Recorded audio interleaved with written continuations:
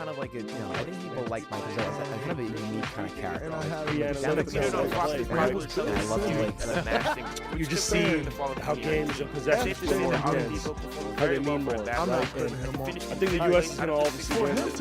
Hello and welcome to Nothing But Respect. My name is Harry Krinsky. I am one of the New York media elite interviewed in the recent New Yorker profile. I am joined by Patrick Redford, writer at Defector. Patrick, how are we doing? Hello. Good morning. I love that they took the most flattering black and white flash photo possible of you. You look great. Thank you. Yeah. I specifically asked that they did that because I need a new Hinge photo. Listen, we are here because the NBA season is about to start, and there is no better way for us to kick off the season than with some patented Nothing But Respect meta discourse, okay? This whole week, you have seen nothing but season previews everywhere. You've seen predictions. You've seen big takes, all of that stuff.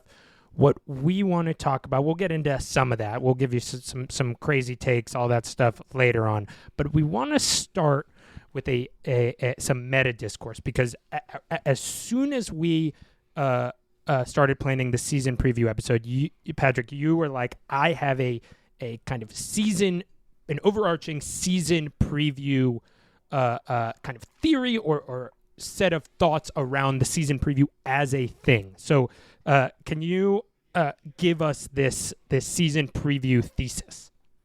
The theory here is basically that every predictive season preview, which I guess is almost by definition most of them, is flawed in exactly the same way. Because essentially it is based around not wanting to look stupid, but also make predictions. And as we cannot know what the future holds, they're all based on the same data set from the last year. So you can look at something like the Wolves and say, they improved by X wins, Y players are back, they made Z trade, therefore the most rational outcome is they win this amount of games. And this is like all fine and good. It succeeds on its own terms, But my complaint is that they're all they never exactly track onto how the season goes. Especially now in the parity era, predictive season previews tend to be wrong more often than ever. And everyone knows this. You go into the season knowing there will be all these surprise teams, that things will change, that things no one can see coming will break the season. And those will inevitably crop up. Like, we know this, but you can't ever see those coming. And so the extent of boldness in these season previews is like the Rockets will be the 7 seed or something. Right.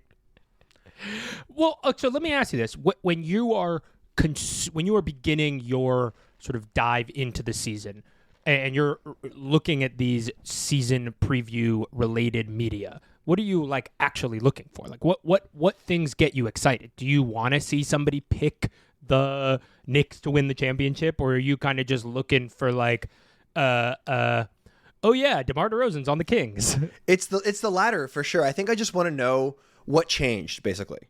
Right. Like, I don't really need that change like taken further for like, okay, the Hawks got DeJounte Murray out, therefore we predict they will be the 8 seed. Like, I'm less interested in that and more just like, I want to know the information. Like, I always I'll open a season preview, I'll scroll down to my favorite team, the Sacramento Kings, and pretty much everyone kind of has the same assessment. They say, the Kings decided defense is for suckers. DeMar's in. Will it work out? It'll be interesting to see what happens. And like, that's kind of correct. I don't really think I learned any new information. And I guess that's my real complaint is you can only take these in such interesting directions. And I think you made a good point about the over-underification of the season preview as like as a pretty clear frame for how to talk about these teams in early October, right? Yeah, it's funny with these season previews and kind of what the value is of them, because there's this tension between like, are you trying to get it right, or are you trying to make an interesting article? Like, are you trying to like get people to think about basketball in a fun way? And for me especially, the season can be long, it can be a slodge, whatever. Like, I don't care if somebody's right. I like Yeah. I just want a funny take. And that's why there's this funny disconnect with the super high ups of basketball media where they will and this tick doesn't really bother me, but I always notice it is they will be like, now I don't want anybody to hold me to this pick. I'm making this pick at the beginning of the season. Things could change. And it's like, yeah, dude, I don't care. Yeah. Like, I don't care. I know. I don't care if it's the beginning of the season or not.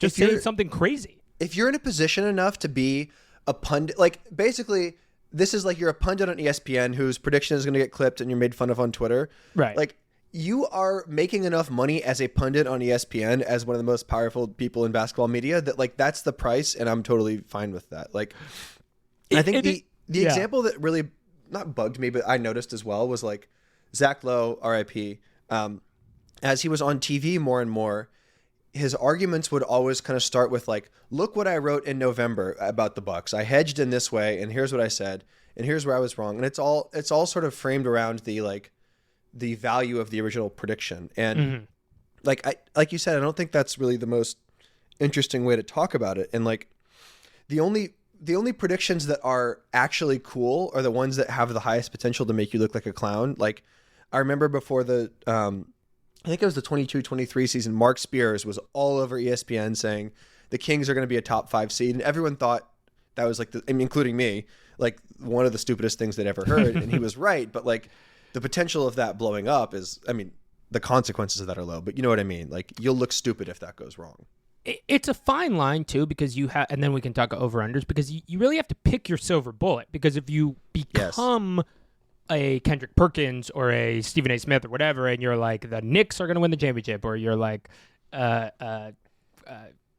Shea Gilgeous-Alexander is going to win the scoring title and the assist title this year, whatever dumb ass thing you're constantly saying, then it's there's no fun in that, because it's like anybody can get that right.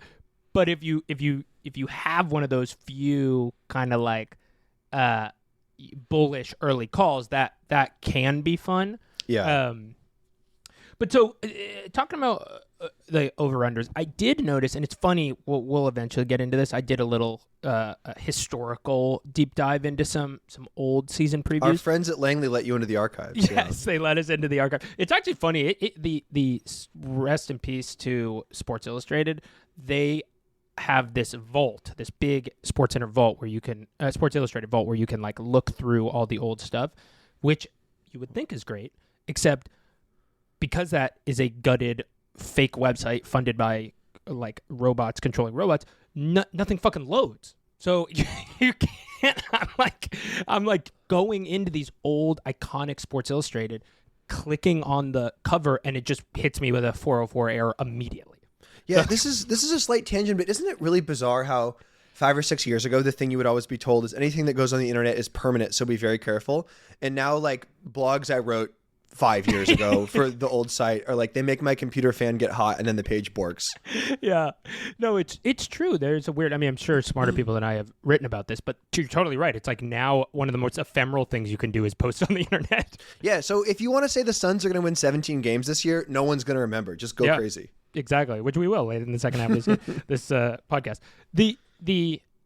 But early, it happened, you know, whatever the saying is. How do you go broke slowly and then all at once? There's no mention of over-unders. There's no mention of gambling. There's no mention of what are people's live odds at the beginning of these seasons. And then all of a sudden, ESPN, every single team has like, you know, over-under 42.5 next to it. And like the every podcast runs it through the framework of the over-under. I know I don't usually avoid the Simmons head allegations on this pod, but the Simmons Russillo over under yearly mega pod is one that's met with a lot of fanfare, and I think it is a really excellent way of threading this over under needle, because I'm sorry, threading the season preview needle, because it affords you the ability to kind of establish what conventional wisdom is. They're like, okay, the conventional wisdom is a number. Yeah. And then move in and out of that. Because these like, there's these such ungrounded takes of like, the Rockets are going to put it together with their young team this year. And it's like, that's not doing much. But the Rockets are going to win 46 and a half games. There's stakes. Suddenly, yes, there's stakes, exactly. So I actually like that development. One development, and I'm curious what you'd think about this, that I don't like as much is the obsession with these bizarre top 100 to top 50 player lists. Yes. I obviously it's like these are just reverse engineered to make people mad, but they are so much of the conversation around when Zach Lowe was let go from ESPN was like, why is the ESPN treating their fan base like children, right? Like there's high level football writers, there's high level golf writers, high level baseball writers. Why does basketball writing need to be for children? And these lists are just another example of like what you argue about at recess. Like it's like so stupid. Yeah, I don't see what the value is of noticing that, oh, my team's best player is ranked only 22nd in NBA rank. Is that going to be a problem? Like that's not how basketball works. Like traditionally it's a 5-on-5 game. And like who your best player is obviously like matters in a playoff sense, but it's just, recess mode is very true. And it's also like, there's those are also always wrong every year. Like the guy who's like 14th will bump up to third or whatever, or like they'll have Lillard or someone like that too high and they'll crash and burn. So really it's like, I think if they just framed it as like the top 100 players of last season and didn't like try to project anything forward, that would be like no one would read it because that's old shit. Who cares? Right. But even then, like if you're going to do that exercise, honestly, I did pay attention this year because I wanted to see how high they would put Victor. I wanted to see if they would take the plunge and put him at number 1 or like something just totally irresponsibly high.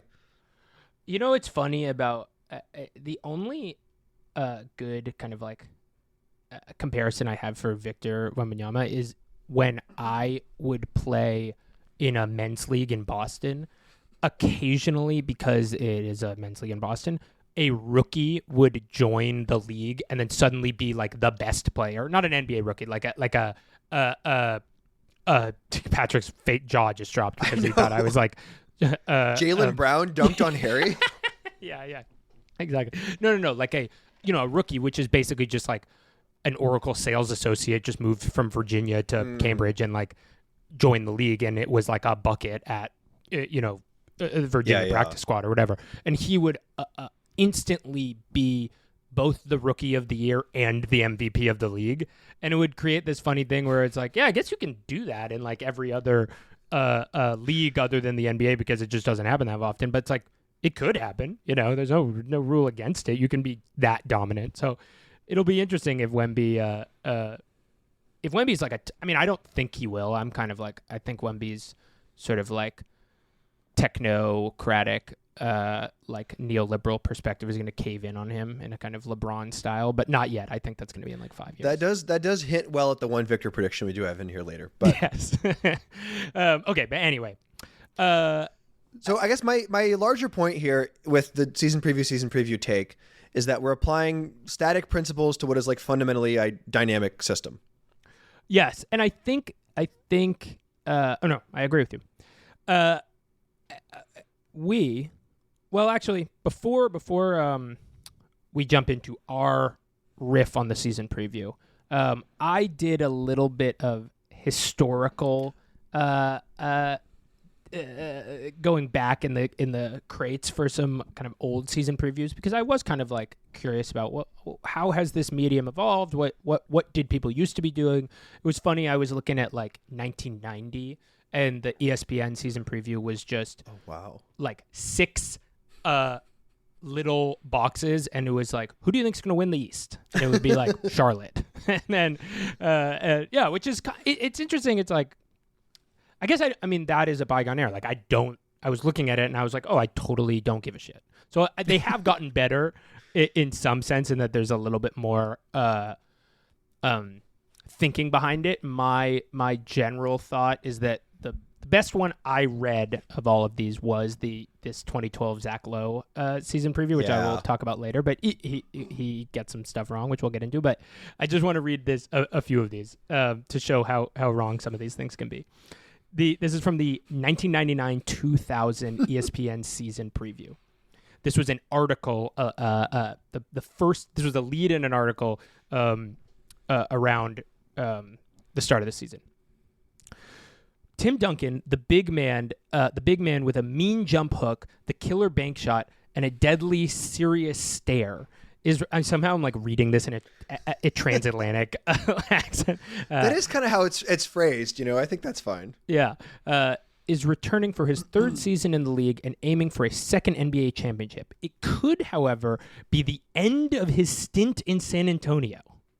And then the article goes on to be like, he might leave, which is like, really?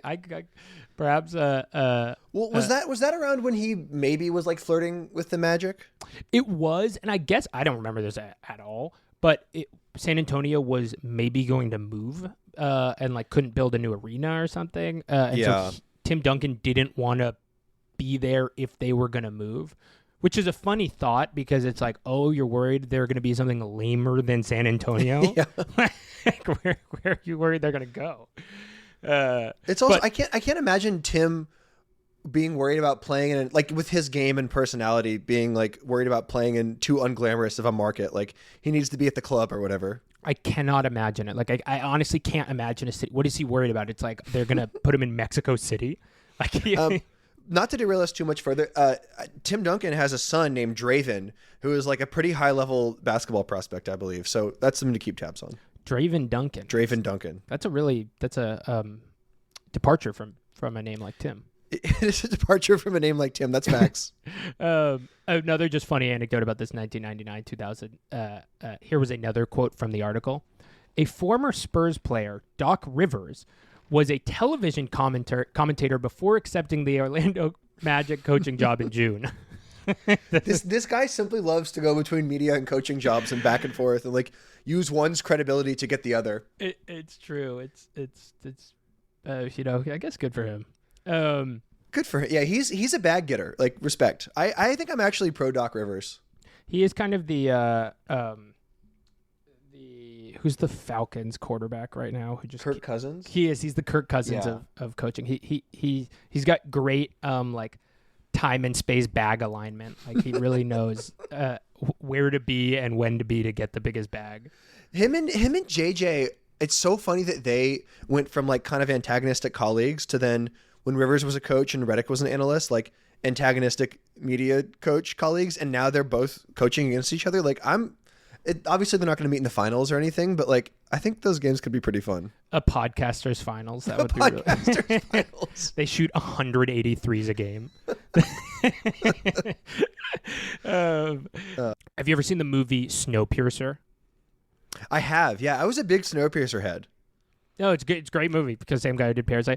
The end reveals. Sorry, spoiling a movie from the 2000s, but the end reveals where like the people in the back of the train and the people in the front of the train were actually working together.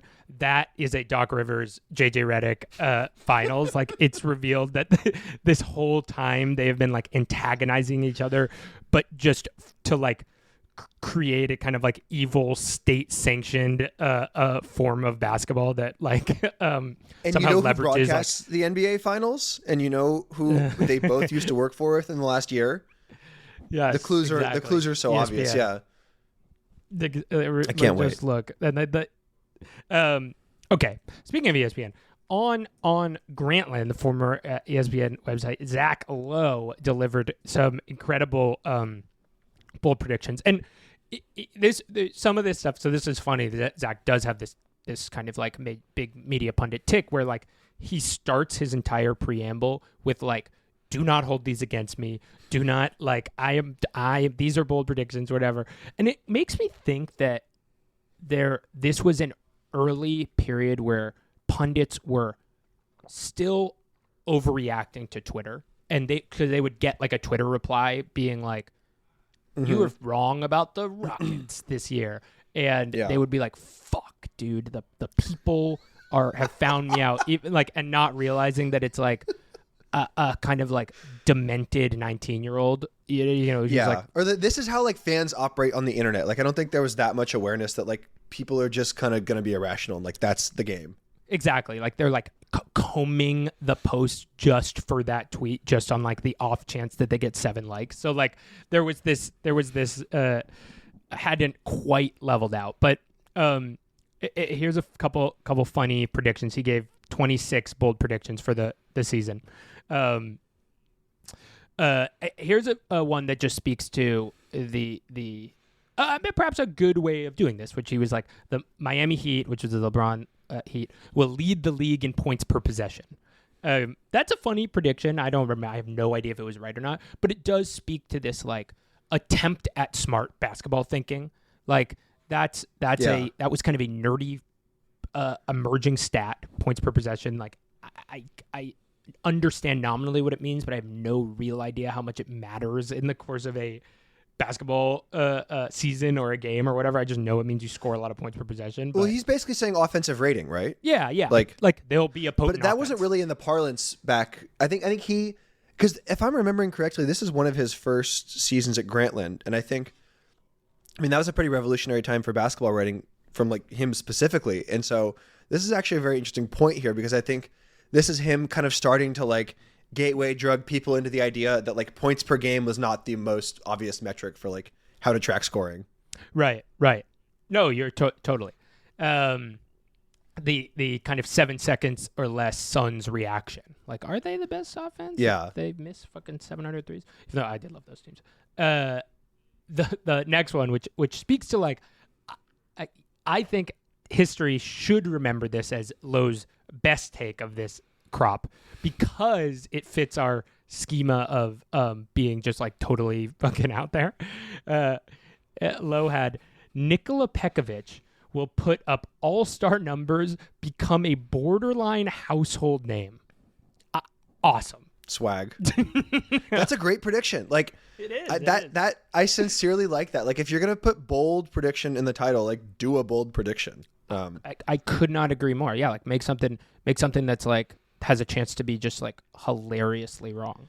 Nikola Pekovic that season put up 16 and 8, and just did not become a household name, obviously. Yeah, But you know, that's like, it's a good prediction. he maybe could have. Yeah, because things break a little differently. Did he play for the Cavs? Who did Nikola? He Pekovic played play? exclusively for the Wolves. Okay, yeah, I have no idea. That was a pretty cursed era of Wolves basketball. Like Derek Williams was on the team. Like Kevin Love was getting real sad. Like I think he was all injured that season too. They had Greg Steamsma was around for. It was like a lot of very boring white boys. That was around the era where like Kevin Love would get like 27 rebounds, and I would hear it on SportsCenter, and my thought is like, would not be that's impressive. It would be like, what's going on? Like what? Yeah, what does that look what's his like? problem? Yeah. Like, Why is he like this? Yeah, that seems like bad. Do something else. It's just grabbing the ball. But so I guess shout out to Kevin Love. Kevin Love, who might start for like a team with ambitions this year. Yeah, exactly. I did, as a kind of funny exercise, look through Michael Pina's 2024 predictions, trying to find something Nikola Pekovic-esque, and he's got some good ones, or he's got some good predictions, but not a lot of them were like Nikola Pekovic. The closest one I could find was Colin Sexton will have a playoff moment, because I could totally imagine in 20 years people being like, who? The Jazz seventh. That's man. a cool prediction, because you remember the Lonnie Walker playoff moment from like 2 or 3 years ago, yes, where he got cut and then everyone lost their minds, and just like that was the moment a lot of people realized how talented you have to be in the NBA. And I kind of thought like, this guy had one good quarter 2 years ago. Like, are you sure about this? But people, I mean, if you do it in the playoffs, people remember it. Yeah, it's true. The one I liked of his was the Grizzlies will make the finals, because that like you said earlier with like the Rockets example, like that's not hedged. Like if you think they're going to outperform expectations, like really say they're really going to outperform expectations. Right. No, it's true. Yeah. I mean, like, because that, whatever that year the Suns made the finals a few years ago, that was just who would have thought that Suns team was going to make the finals against the Bucks.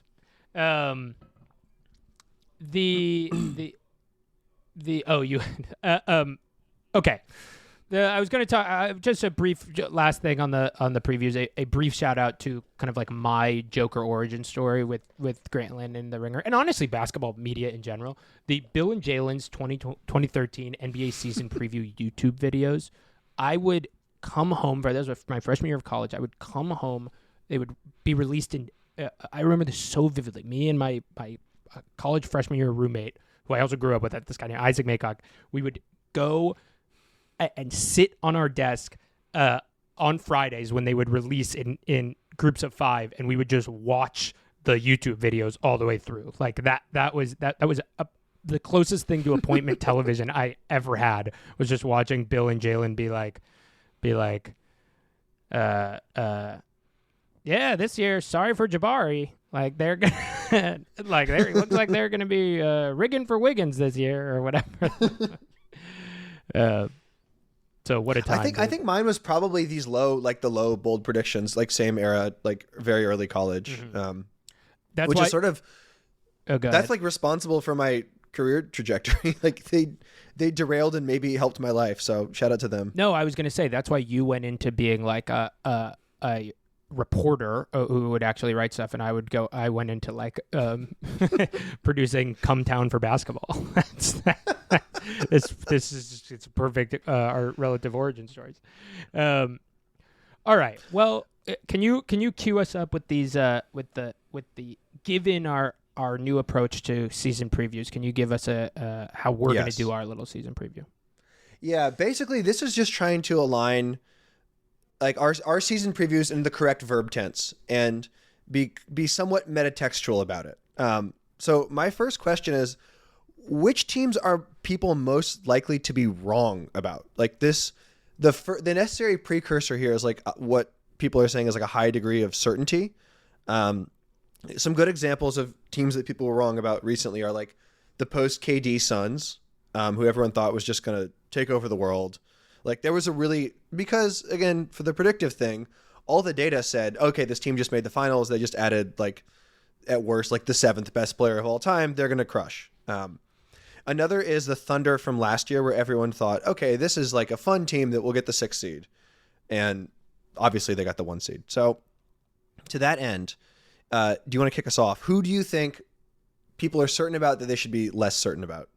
Yes, I have 3 picks for this, and kind of with I would say, you know how there's like some of the real perverts on the internet will start dropping stuff like logical fallacies.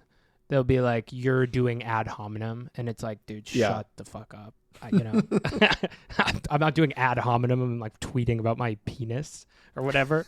But the not me. I don't tweet about my penis, but you get what I'm saying. I've got a few kind of like logical lines of thinking that can lead to an over prediction.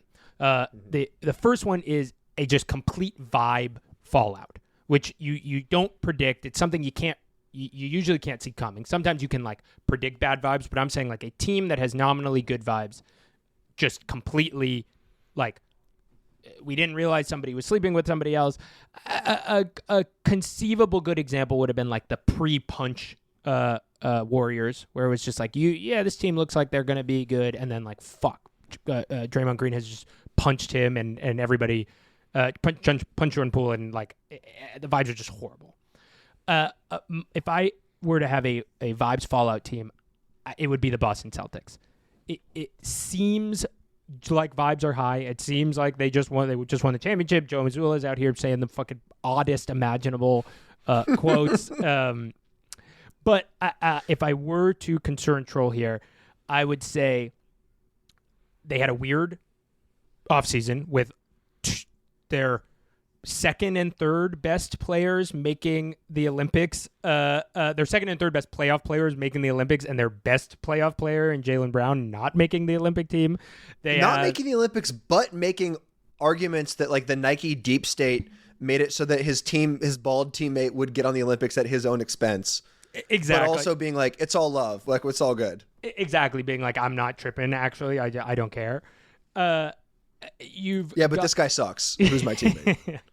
My teammate sucks, exactly. Then you've got Jason Tatum being on the team, but then getting relegated to a bench role, et cetera, after winning the championship. What if Steve Kerr was doing that to? I know the Sixers and Celtics are in the East, but what if he was doing that to fuck with their heads in a possible okay, three chess moves ahead. The Warriors stand to benefit from dysfunction at the top of the East somehow. Like maybe a player becomes available for trade, or if we meet them in the finals. Like what if he's just operating on a level that we can't see coming? This is why this is a good podcast venture. I have already lobbed that take in the group chat. I when it happened, I was like, Steve Kerr at it again, dude, undermining everybody. Kerr doesn't even believe in liberal politics. He just says these things because he knows that it will help Steph Curry shoot 0.06% better because of Steph's kind of commitment to godly neoliberalism. It helps his shot, whatever. Doesn't matter. My point is, if there is one level of one defining concern, Troll, I will say, it is that I am 5 episodes through Netflix's The Players, which is a hagiographic documentary. Nominally, Jason Tatum got final cut around his episodes. I am on episode 5. There have been 600 shots of Jason Tatum playing with Deuce, his lovely child. There have been no Jaylen Brown mentions. The guy who he spends, 80% of his waking life with. So what's going on? Maybe they hate each other. 45 wins. I think maybe is Mazzulla either the exact wrong or the exact right coach for this? Because I feel like I would feel less pressure as a superstar in this 2-son system if they ask your coach hey, so are you guys feeling pressure to repeat the title? And then he's like, all time is impermanent. From dust we came, to dust we shall return. God's plan is not to be questioned. And it's the question was about Derek White guarding 4s. Okay, thank you. I think that would make me feel deputized to be a little more normal. I was going to say, I actually think it's good because the worst part about a young coach, I suspect, is that the players relate to him in a bad way where they're like, I don't need to listen to this guy. Yeah. He's my age. But if he's just he's just I've tried shooting a bullet at the gun at the moon. It didn't work. So yeah, I think we're good. Yeah, I have to listen to this guy. He's like an ancient being somehow. Exactly. My vibes Fallout potential team is the Knicks. And there's a number of things going here. One, we just saw these guys all turn their knee tendons to a fine Capellini in the playoffs last year by playing 48. I mean, Precious Achiuwa was playing serious minutes in a closeout game. They were so just physically destroyed. And that tends to have a hangover effect. And if you look at the thing also with the Bridges and Towns trades is that they are so shallow. They're deep with pretty good players, 7 really, way above average guys. But also a lot of those guys get hurt all the time. Brunson, Anunoby, and Towns have all missed serious time in the recent past. And I just worry that at some point everyone will have done too much physical exertion and it's March and Bridges plays 48 minutes for some reason and just everyone gets pissed. Yeah, I could definitely see it. It's also one of those things where the Garden burns so hot that there's a risk that it is part of me is what could Jalen Brunson possibly do this year to one up what he did last year? That's short of winning the MVP, right? I can't imagine. And it seemed like he was playing at a true max capacity last year. So that tracks. The next one I have, which is I would say a common adage among it's one of those things that every year you get halfway through the year and everybody's like, oh, duh. And that is the adage that when you add a bunch of grown men, 30-year-olds to an NBA roster, you win regular season games. It just every year it happens. People forget that, yes, maybe you don't make a leap between 22 and 30, but you get stronger and you become more of an adult and you're you become normal. Yeah. You become normal. Exactly. You learn some kind of defensive schemes like start to make more sense naturally in your body. Your rotations get a little quicker. It just like helps you win regular season basketball games. So I did a little stat research here. I looked at all the teams with the worst over-unders. There are 9 teams with an over-under of 30 or less, okay? 2 of those teams rank in the top 10 of NBA experience. So those are 2 teams that have an average, their roster has an average of like around 5 years of experience for the thing. That's different than age. That's like how many years they've been in the league. Those 2 teams are the Chicago Bulls and the Toronto Raptors, which both profile to stink. People really think they're going to be bad. Me too, and I will look at that and I'm like, oh, I guess my stat was wrong. But if we are to believe that this actually does work, I think I am taking the Toronto Raptors to like have a weird 43-win season. Because if you look at their roster, again, they suck and they have a lot of like really, really flawed players, but they have like 9 pros. You know, RJ Barrett is a certified like veteran in this league. Emmanuel quickly has played a bunch of years. They have it's gonna like what's the fucking Jakob Poeltl like Jakob Poeltl, yeah. So they have just a bunch of profoundly unsexy, kind of like middle class NBA players that win games in the regular season. And like they maybe don't have like the talent level of a good team, but they have the loadout, I would say, of a good team. Like they understand that like Quickly and Barnes are like going into the season as their top 2 players, and they're players that make sense together. I think like it's cool to like trade for a guy like Quickly as a 6th man on the theory that like this is like a James Harden style thing where given more opportunity, this guy can really produce. And he was good for them last year after the trade. Totally. Yeah. So I as much as I like look at this team and I'm like, ugh, like what does the last 2-minute offense look like? I just yeah. The no bag Scotty Barnes compilation is going to be disgusting. And even, I don't know how good Barnes is I think he's overrated as a defender also. That's my complaint about him.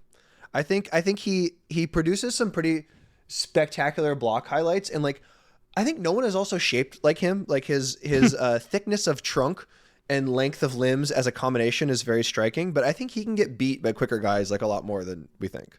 He is certainly, I'm not crunching tape like that. I'm making basketball for Come Town jokes or Come Town for basketball jokes, but this is why it's a good, we have good chemistry. Good.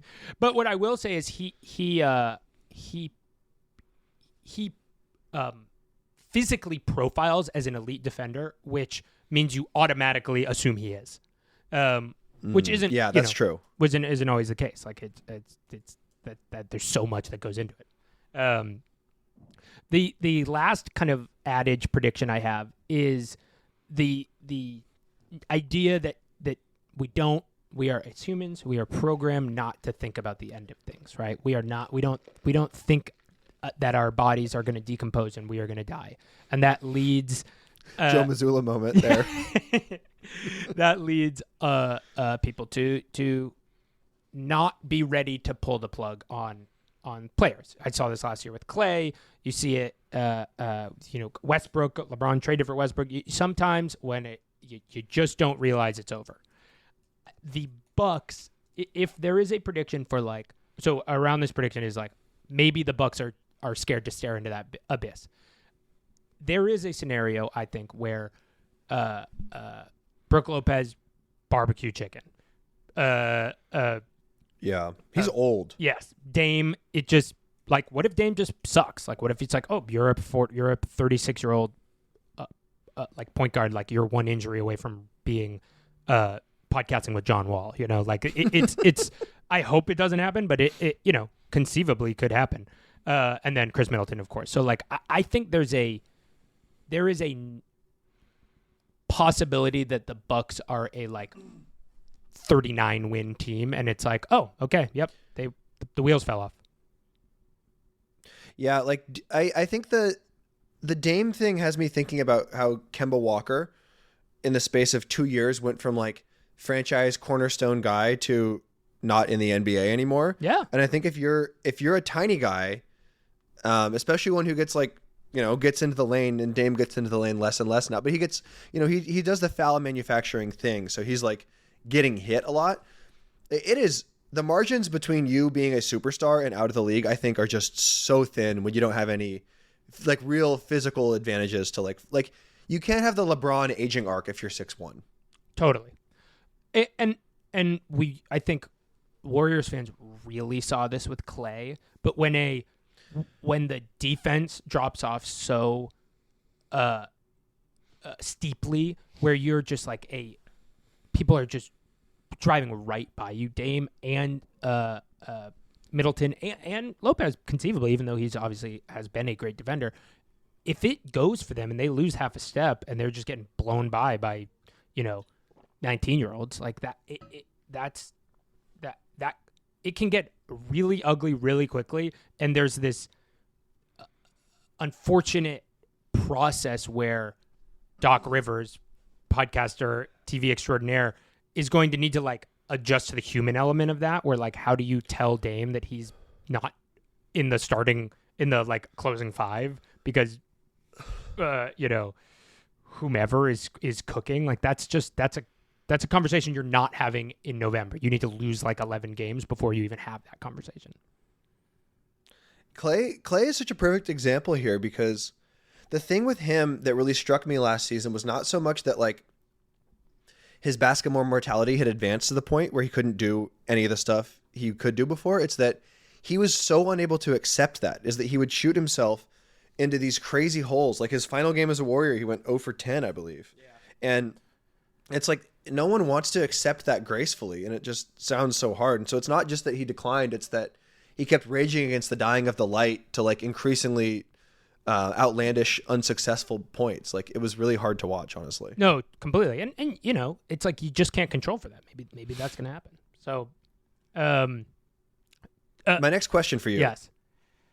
Which teams are people most likely to be right about? Who did you have for these? So you have this theory of heliocentrism as dependable. Mm-hmm. I think people are going to be right about the obvious bad teams. Like I don't think the Nets.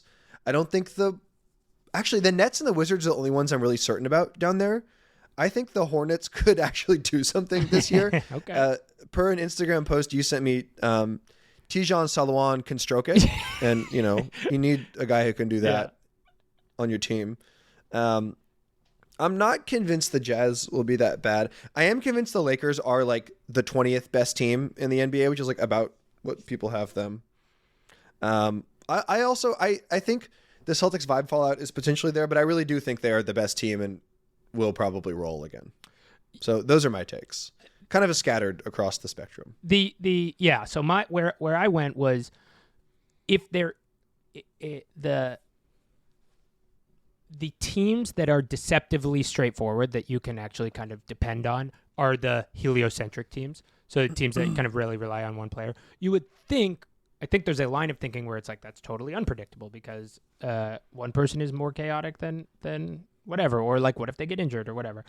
Yeah, I guess, but the Luka is just locked in to what he is doing. He is an offense into it himself. He's not a perfect offense, but he is an offense. And so like what he is, when you're using the original logic that you applied, which is like, let's look at last year and let's push it forward and predict this year. Luka is going to do the same thing he did last year. And so that means the Mavericks are going to do the same thing. Jokic, I think, is going to do the same thing last year. Now, with the Nuggets, I guess there's a little bit more like things, but Jokic, the Jokic offense, he manufactures points in a way that other teams don't.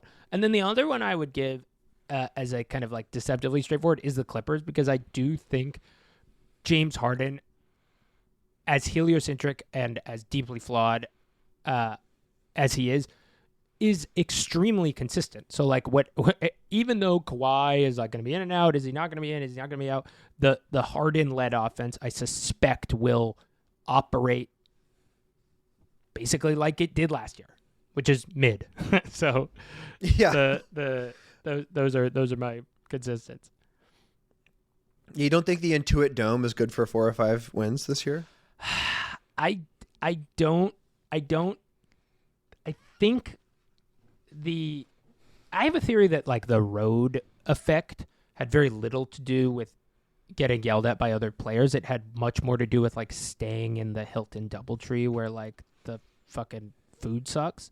Like that, and now that everybody is flying private and staying in incredible hotels and having people, cater them, like that's why home crowds like matter less. I once, my brief, one of my few name drops on the I'll have on the pod is I was talking to Rex Chapman once about, and I was like, what is it like playing in away games? And he was basically just like, it's more fun. I like playing away more. Because the point was, it's like, it's interesting. It's thrilling to silence a crowd like that. These people are competitive psychos. They like doing that kind of thing. And that makes, I was thinking about this in the WNBA finals because Sabrina Ionescu hit that game winner to win game 3 on the road in Minnesota. And just that crowd was going so nuts. And just to hear 19,000 people fall totally silent was like, that would be so cool. Just knowing you did that. Like, would you rather hit a shot at home or on the road like that? I think I maybe would do the road. When this is around the conversation I had with Rex, and he was like, no brainer on the road. He was like hitting, expect the cheers, whatever. He's like, when you do something to silence 20,000 people, he was basically being like, that is like heroin. And that makes sense. I mean, yeah. And to Ionescu, she stunk at home. Or she didn't stink. She actually, I think she played well in the game 5. 1 for 19. She just could not do that. Yeah.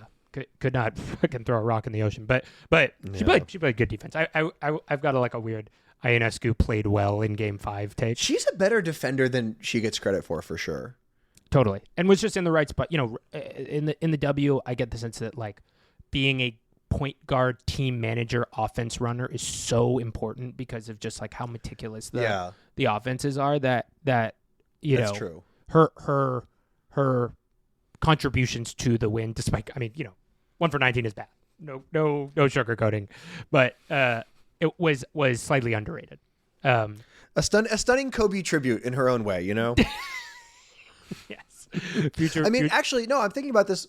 When Kobe went 6 for 24 in the game Bill Simmons never shuts up about, he also missed 18 shots. Kobe's really into numerology. 18 opposite of 81, same amount of shots Sabrina missed.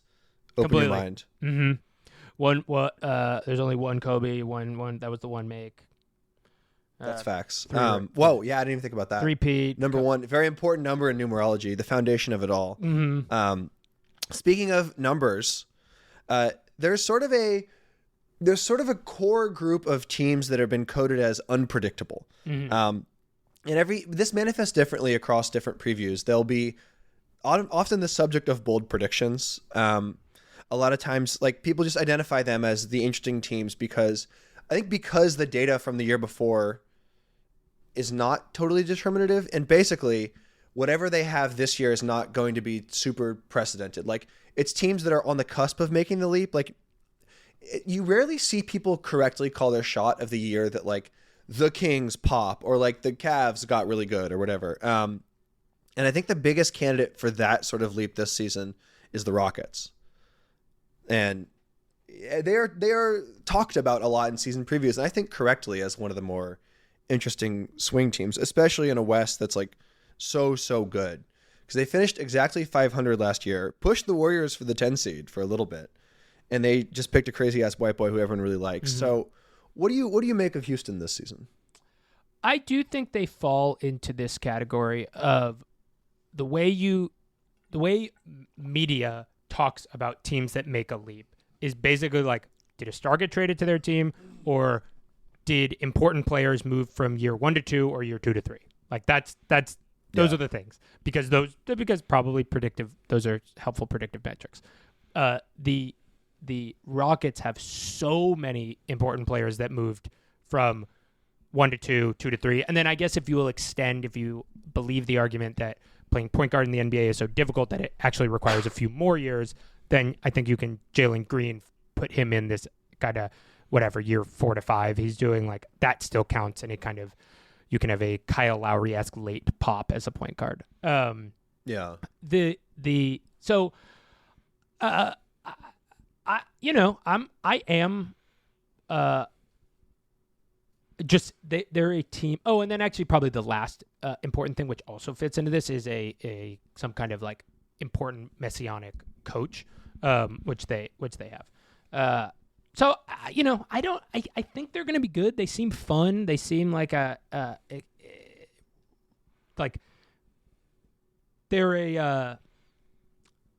just a fun team to think about. I'm not sure I know, but I will say I am excited to like watch them. Yeah, I think Shepard's going to be really cool. I watched a lot of his preseason highlights. It's sort of, this is like you can't do this. It's like comparing a rock to a mountain because they're made of the same stuff. The way he moves kind of reminds me of Chris Paul. Like, it's interesting. He's just this little point guard. He's a total operator. He knows exactly how to get to his spots, and he can make jumpers at like a dead sprint. He's really, really fun to watch. Like he knows where to stand, which is the most important thing for a young player to learn. He's like not a bad defender. He makes plays. Like, and I think that guard rotation is going to be pretty hard to crack. But the idea of bench units where it's like him, Thompson, and Tari Eason just flying up the court, I think that's going to be really fun. Yeah, I love the Thompson twins. Like they're just such a quirky, kind of like refined but also unrefined basketball skill set on both of them. So I really enjoy watching them play because they present basketball problems and then also solve basketball problems where you're like, oh, we've got this guy who can't shoot, but we also can't really leave him because he's extremely athletic and makes plays, in space really well. So the Osar Thompson box score experience of like 4 points on 1 for 9 shooting with 17 boards, 5 blocks, and 9 assists is like, I do not know how to make sense of that. It's so cool. It is. It's a fun thing. And then pairing him with Reed, who's kind of the opposite, a totally refined sort of like shoots threes and gets layups and makes like skip passes or whatever. I did have somebody, I was talking last night about basketball with some friends, and I had somebody call Reed Shepherd a combine vertical leap merchant. Which I like as like the guy, he was just like, dude, fucking Reed Shepherd's been coasting off that 42-inch vertical all year. And I was like, I don't agree with that, but I really like that as the contours of a take. That's the type of season predictions and previews that I want to hear. Yeah. Right. Just give me your rudest takes. Like tell me like John Morant is like Ramon Sessions with Wi-Fi. Just like that's the shit I want to read. No, I agree. That's a good transition into the actual predictions that we'll make on this podcast, which are vibe predictions. You have a good one. You made a lot of good vibe predictions here. Do you want to kick us off with one? Yes, absolutely. I do consider myself, if I have an expertise in basketball, it is the operating in the post-truth basketball world. So this I do think plays to my strengths. I kind of went in order, starting with relatively regular predictions and then moving into some kind of more deranged possible ones. Okay. The first one, and a number of them are about discourses that I believe will happen. The first one, I believe there is going to be a discourse around the notion that Adam Silver is the best commissioner in sports history.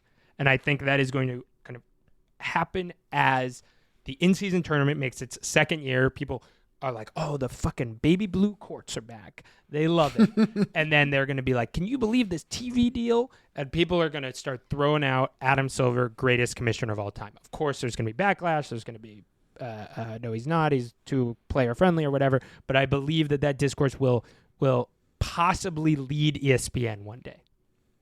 What do you think? I think there's a number of things going in favor. One is like LeBron clearly angling to own the Vegas team. Mm-hmm. And it is therefore, as a one-time, I guess, Emirates Cup winner, and he like clearly takes this in-season tournament very, very seriously, and this is one of Silver's like signature things. So like the fact that LeBron has an incentive to like praise the commissioner, who is like not like his boss, but is sort of the enemy of like the players union. Like he has an incentive to do class traitorism here. I think that's going to be a big part of it. I think the TV deal is like genuinely shockingly great. Like they got so much more money than I thought they were going to.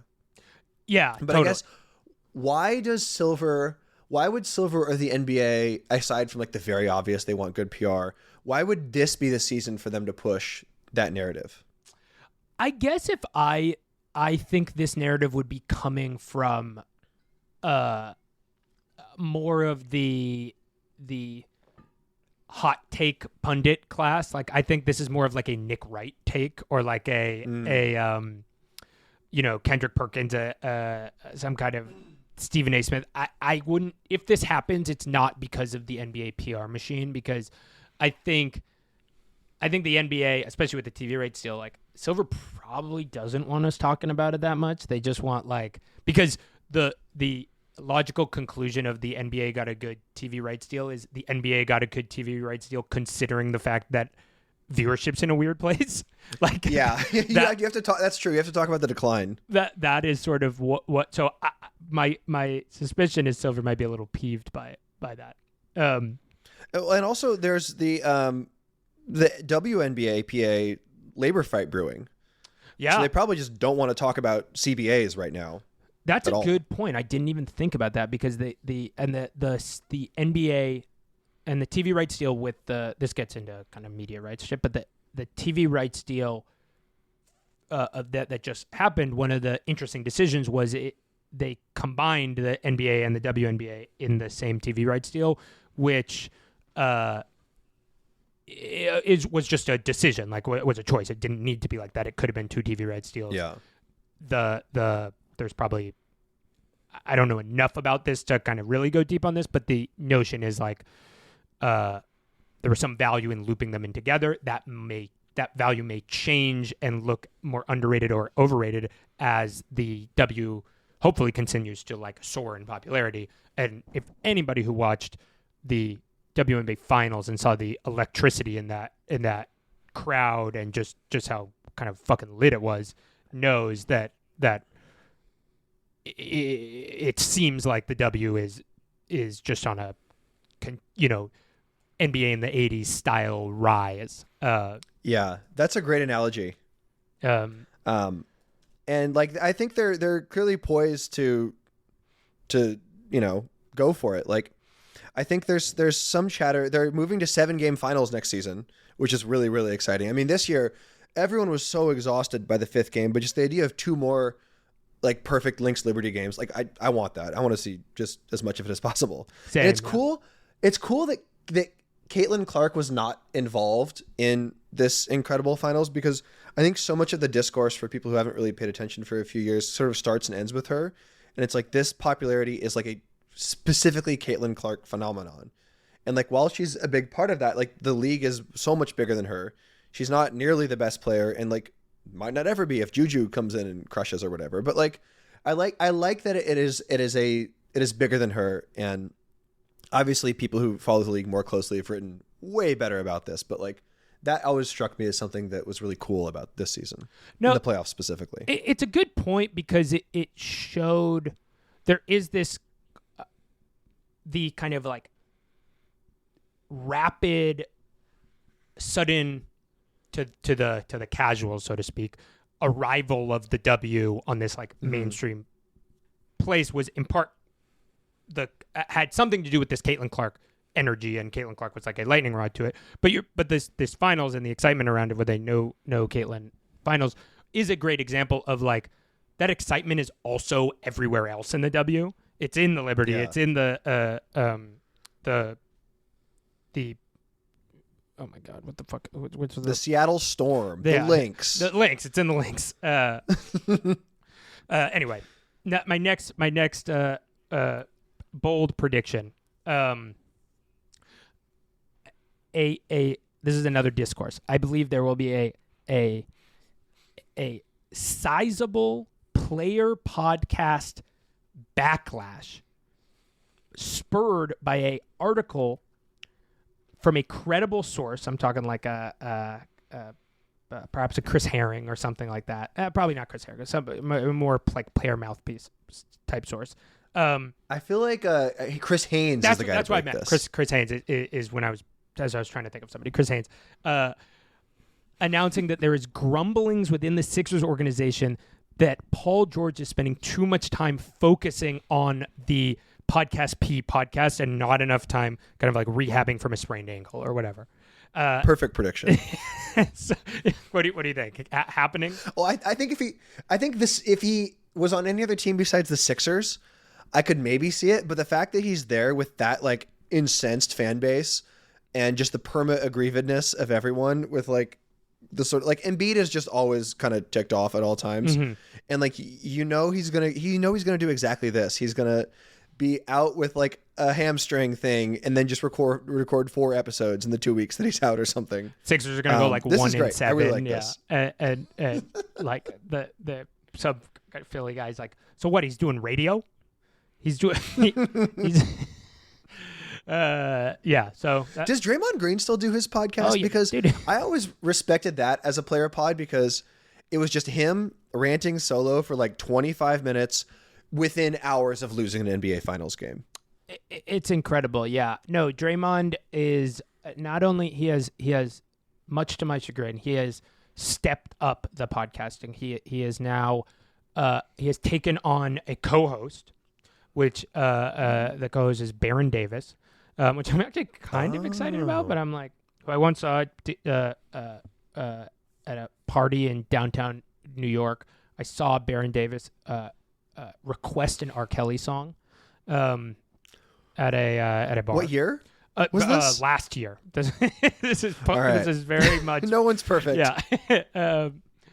But you know, I mean, obviously, shout out to Baron Davis. I love him, so I guess you know I'm excited for that part, kind of. But anyway. Okay, that's cool. I like Baron Davis. Next one, our American Stars back storyline following a Jalen Green, 39-point explosion, where people are like, could this be like maybe we were wrong about the European takeover? Jalen just gave Luka, 39 and 7.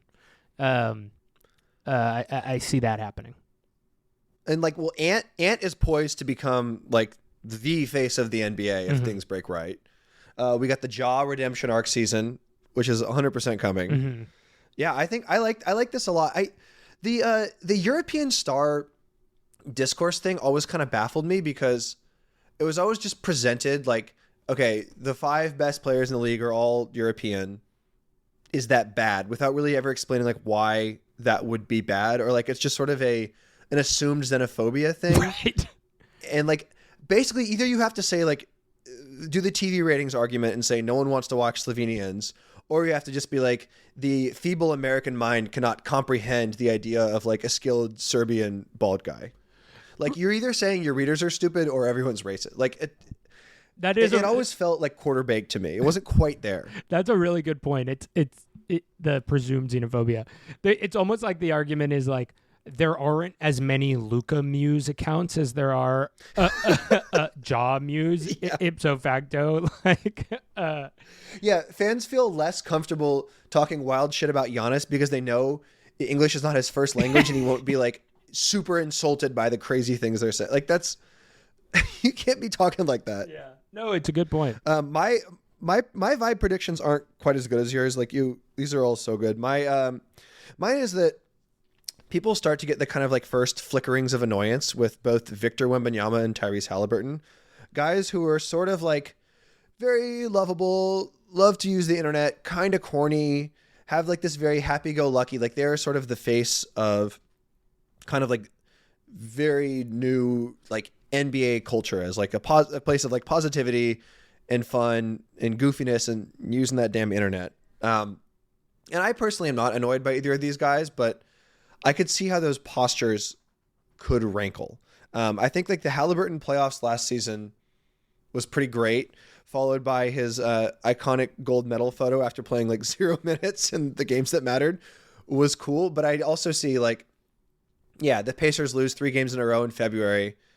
Halliburton starts to annoy people. I don't know. What do you think about that? Well, I agree, especially with Halliburton, because this is the timeline of NBA stars with the build-up breakdown. Like he is in the zone of like, okay, now we're gonna hate.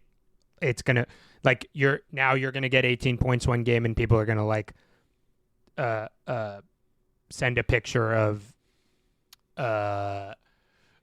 Sean Livingston or whatever and be like, this is you. The fall, he is primed from a timeline of a star for a fall.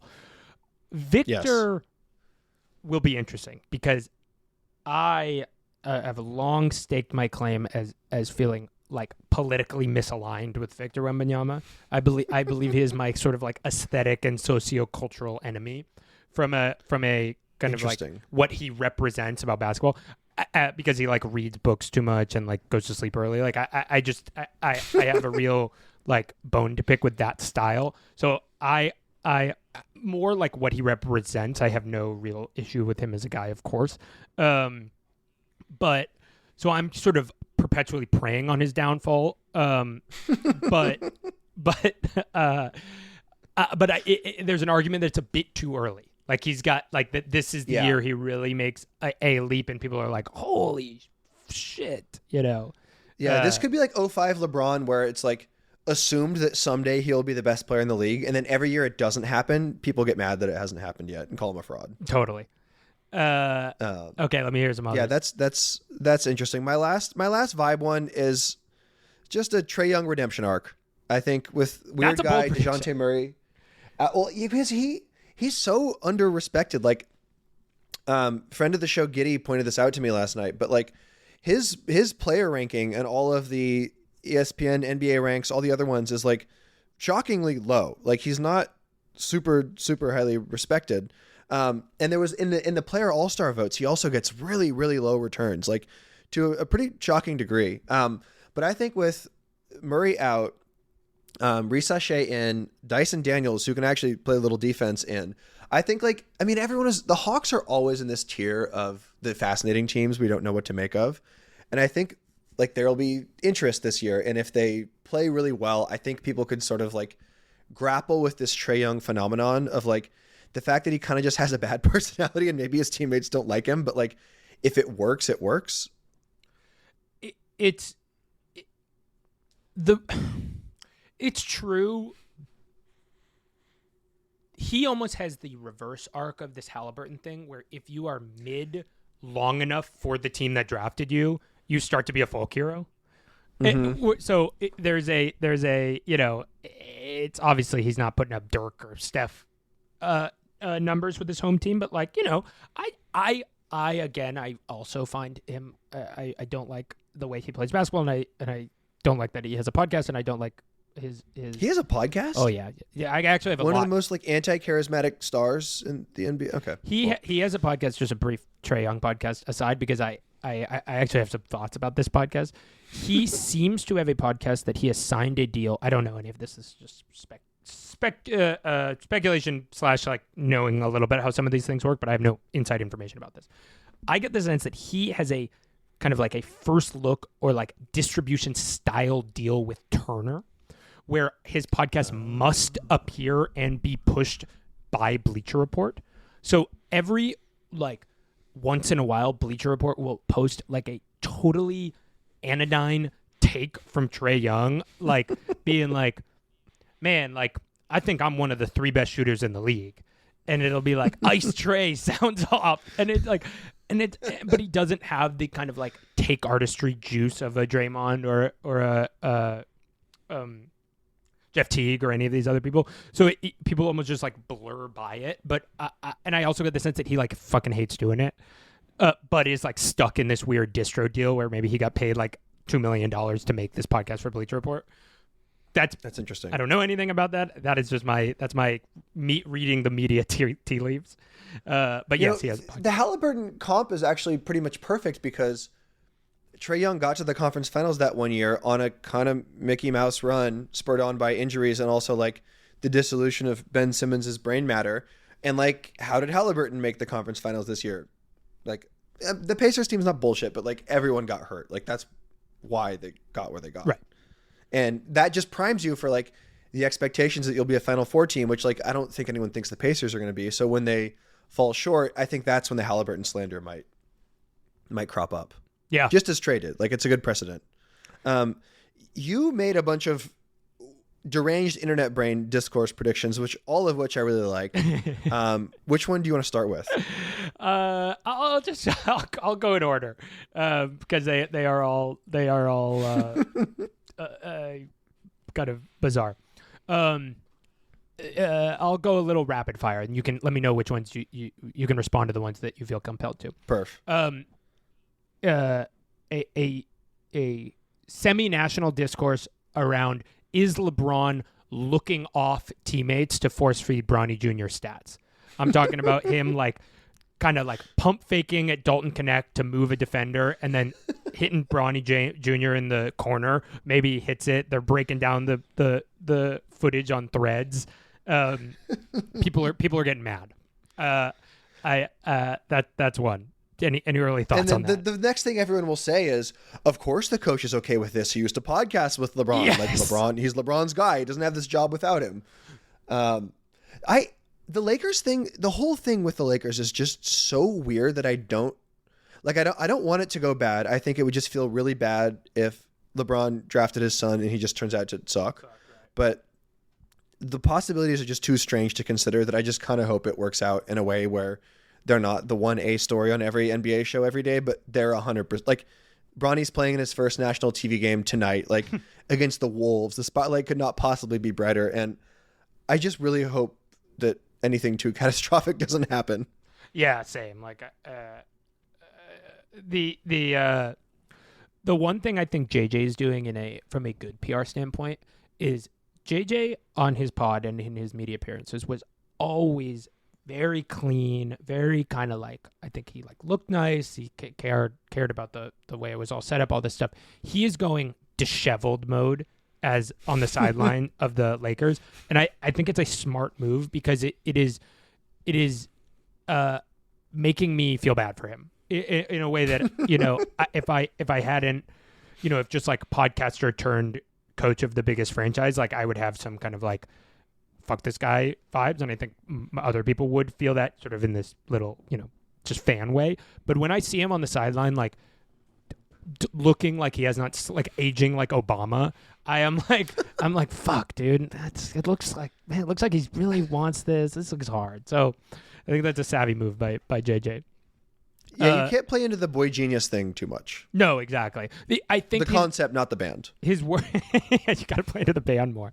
His worst his worst PR move he has done to date, which I can't believe hasn't been brought up more, was the leaked report, which was obviously leaked on purpose, of him drawing up plays for Dalton Connect in the draft room.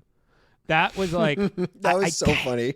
I cannot that is drilled into my head. The idea of being at the Lakers facility and being okay, here's the concept. It's an elevator doors concept. the that specifically. It's man, it's June. What are you doing? Yeah, exactly. It's dude, he doesn't know who you are. He's you can't. Yeah, you have to squash that story because then it's like wearing a suit on the sidelines. You can't feed into the persona too much. You just kind of have to be normal for a while. Just look like shit. That's fine. Yeah, completely. Okay, next one. This one's I'm already seeing scuttlebutt around the Bam Asia Wilson dynamic.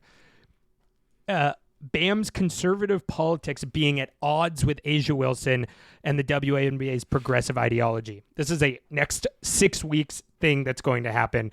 Maybe Bam likes a tweet from JD Vance. Maybe Bam says we should all go vote in a way that sort of reads as oddly conservative. There is going to be some discourse around, hey, why is the star of the most progressive league in the world dating a neocon hooper? Does Bam? I didn't know about this until I saw this in the Google Doc. Is Bam conservative? I honestly have no idea. I think I think that he registered as a conservative and people found it on Twitter 3 years ago. So don't fact check me on this one. What did he have on his jersey in the bubble? Oh, excellent question. It was Black Lives. He had Black Lives Matter on his jersey. Okay, so that's not. So both sides have been heard here. Yeah. Your next one really. I saw this and I felt a stab of pain because for 3 years running now, I have been, along with Giddy, a big Ben Simmons redemption arc believer. Just this is the year he's going to post a crisp 7-7-7 and be like plus 20. And I think this is the one year that I get off the Ben Simmons redemption train. However, do you want to read your prediction? Yes, so I'm with you. I've long been Ben Simmons. I was actually, before the Ben Simmons meltdown, I was a Ben Simmons is better than Embiid guy. So wow. I loved it. I'm like me. I'm right there with the Ben Dietrichs of the world, being like, if you look at Ben Simmons, 3 assists, like 3 assists, he's as productive as Steve Nash or whatever the fuck they were saying.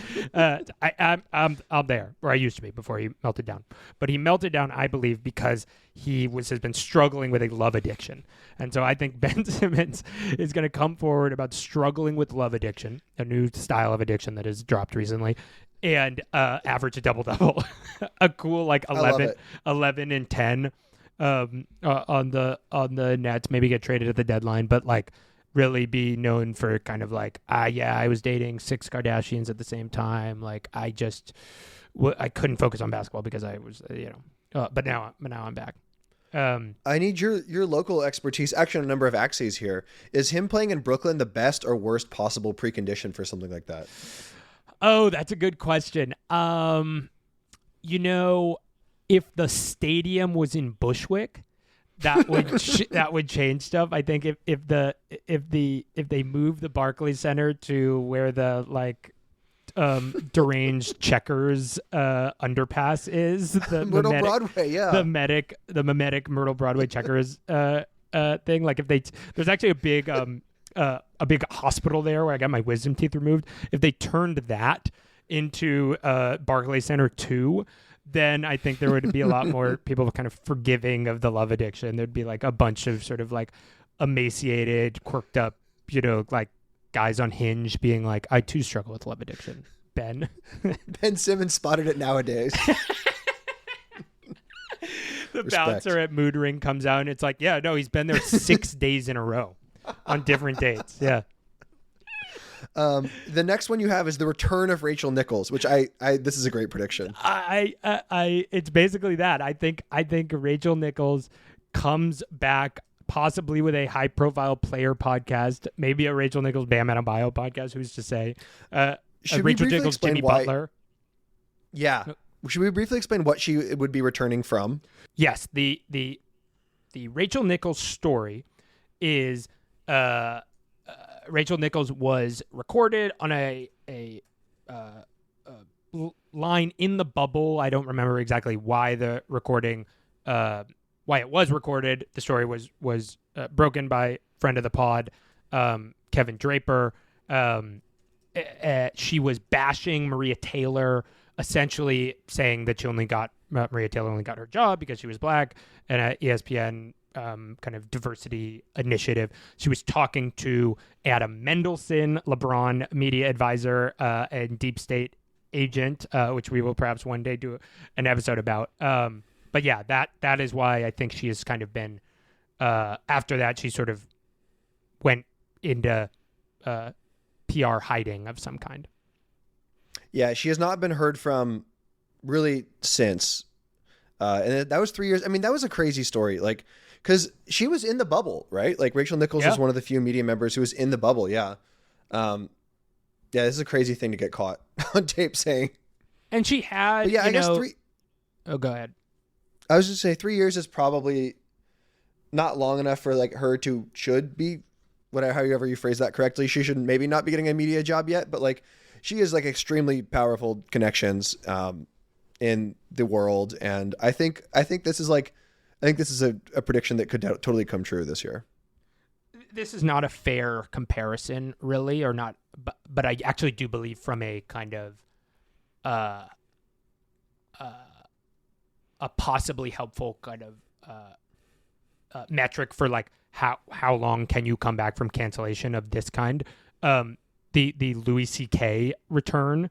Like I was like, Louis would started doing stand up about 3 years after this New York Times article came out, and so the two very different things that are bad for very different reasons.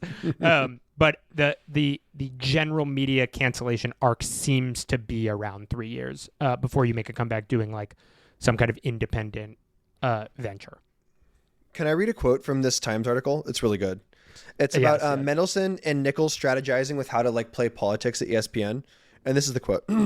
They considered a move that Mendelsohn described as, quote, baller, but, quote, hard to pull off, telling ESPN executive Jimmy Pitaro and others that having two women competing over the same job was a sign of ESPN's wider shortcomings with female employees.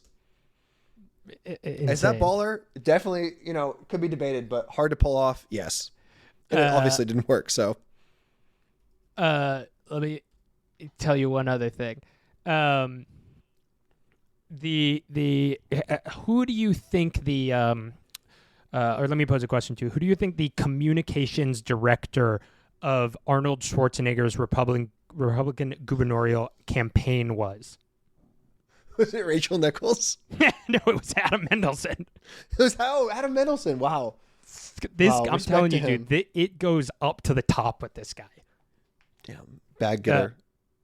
I love. And what this is, yeah. If we ever do an episode I think there's a lot of interesting stuff there. We have only a couple more predictions here. Yeah, it's I will go scoot. Okay, this one was actually prompted by an article you wrote about the Curious Mike podcast. Bombastic Myers-Leonard podcast appearance on the Curious Michael Porter Jr. podcast, insinuating but not saying outright that he was blackballed from the NBA because of his anti-Semitic comments.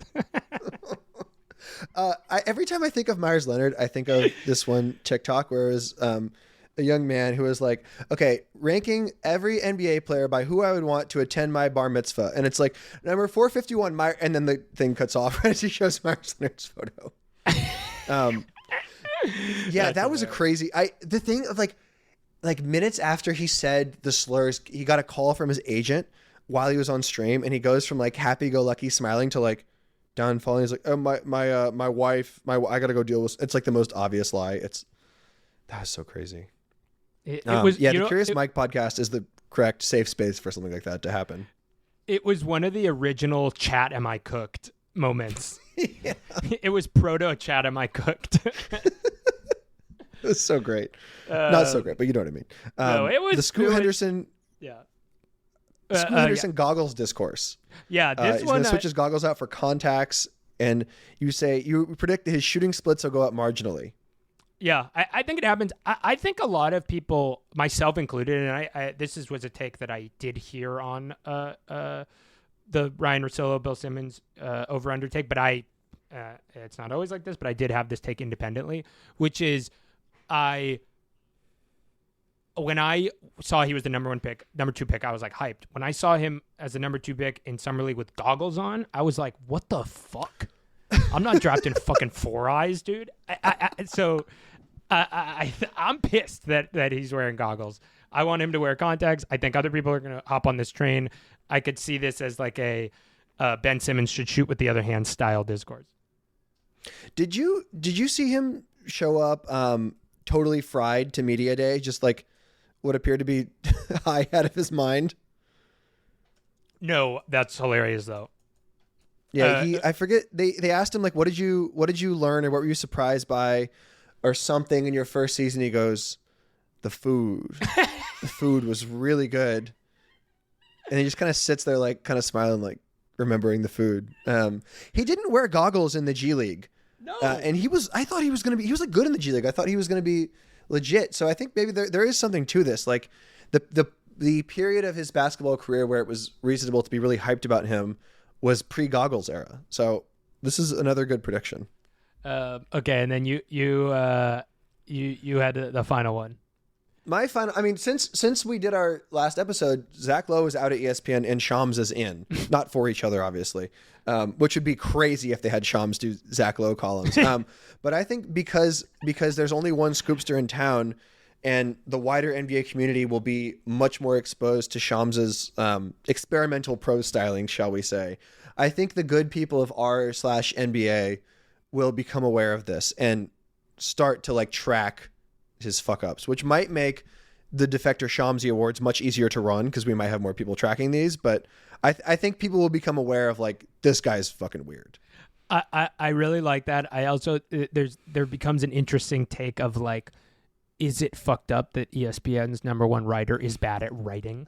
Like Yeah. What does it mean to be a writer? You know, is he? Because I think people are ready to like get annoyed with Perkins getting a multi-year extension while Lowe gets shafted, and like the correct conclusion everyone is coming to is like they think we're stupid and they're just gonna feed us slop. And then when you read these like totally bizarre sentences from Shams, I think that's going to feed into like this already existing take. I agree. All right. Well, that there it goes. That's a season. That's the Nothing But Respect season preview. This also marks the freaking real proper beginning of this podcast. This is very exciting. I'll give a brief backstory for our listeners. Patrick and I have known each other for a number of years. I did a little bit of work producing some stuff with Defector a few years ago, but we just sort of stayed friendly. I've long been a fan of what Patrick does. I think he's a great writer and kind of talks about basketball in a very fun way, specifically in a way that